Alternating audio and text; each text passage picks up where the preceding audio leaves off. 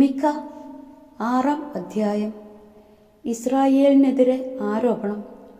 കർത്താവ് പറയുന്ന വാക്ക് കേൾക്കുക.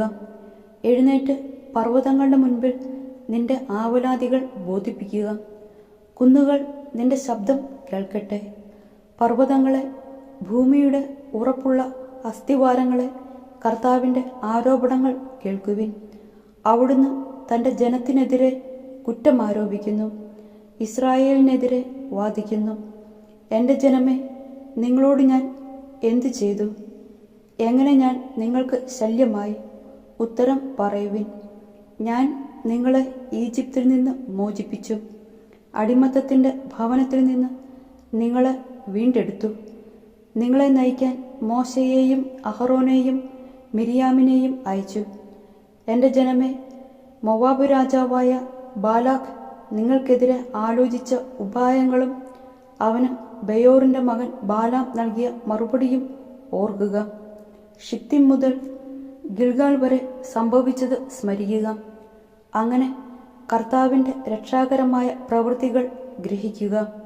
കർത്താവിൻ്റെ മുൻപിൽ ഞാൻ എന്ത് കാഴ്ചയാണ് കൊണ്ടുവരേണ്ടത്? അത്യുന്നതനായ ദൈവത്തിൻ്റെ മുൻപിൽ ഞാൻ എങ്ങനെയാണ് കുമ്പിടേണ്ടത്?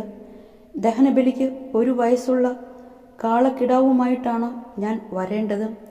1000കണക്കിന് മുട്ടാടുകളിലും 10000കണക്കിന് എണ്ണ പുഴുകളിലും അവിടുന്ന് സംപ്രീതനാകുമോ? എൻ്റെ അതിക്രമങ്ങൾക്ക് പരിഹാരമായി എൻ്റെ ആദിജാതനെ ഞാൻ നൽകണമോ? ആത്മാവിൻ്റെ പാപത്തിന് പകരം ശരീരത്തിൻ്റെ ഫലം കാഴ്ചവെക്കണമോ? മനുഷ്യ, നല്ലതെന്തെന്ന് അവിടുന്ന് നിനക്ക് കാണിച്ചു തന്നിട്ടുണ്ട്. നീതി പ്രവർത്തിക്കുക, കരുണ കാണിക്കുക, നിന്റെ ദൈവത്തിൻ്റെ സന്നിധിയിൽ വിനീതനായി ചരിക്കുക. ഇതല്ലാതെ മറ്റെന്താണ് കർത്താവ് നിന്നിൽ നിന്ന് ആവശ്യപ്പെടുന്നത്?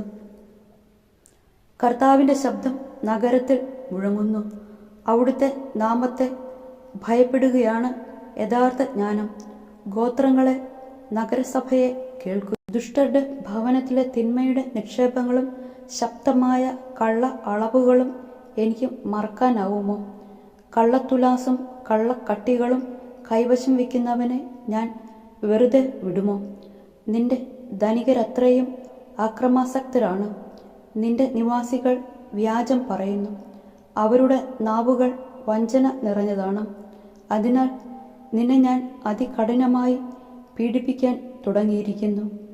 നിന്റെ പാപങ്ങൾ നിമിത്തം നിന്നെ ഞാൻ വിജനമാക്കും. നീ ഭക്ഷിക്കും, എന്നാൽ തൃപ്തി വരികയില്ല. ഉദരത്തിൽ നിന്ന് വിശപ്പ് വിട്ടകലുകയില്ല. നീ നീക്കിവെക്കും, എന്നാൽ ഒന്നും സമ്പാദിക്കുകയില്ല. സമ്പാദിച്ചാൽ തന്നെ അത് ഞാൻ വാളിനിരയാക്കും. നീ വിതയ്ക്കും, എന്നാൽ കൊയ്യുകയില്ല. നീ ഒലിവ് ആട്ടും, എന്നാൽ എണ്ണ കൊണ്ട് അഭിഷേകം ചെയ്യുകയില്ല. നീ മുന്തിരി പിഴിയും, എന്നാൽ വീഞ്ഞ് കുടിക്കുകയില്ല. കാരണം നീ ഓമ്രിയുടെ അനുശാസനകൾ പാലിച്ചു, ആഹാബ് ഭവനത്തിൻ്റെ ചെയ്തികൾ നീ ആവർത്തിച്ചു, അവരുടെ ഉപദേശങ്ങൾക്കനുസരിച്ച് വ്യാപരിച്ചു. അതിനാൽ ഞാൻ നിന്നെ ശൂന്യമാക്കും, നിന്റെ നിവാസികളെ പരിഹാസ വിഷയമാക്കും. അങ്ങനെ നീ ജനതകളുടെ നിന്ദനമേൽക്കും.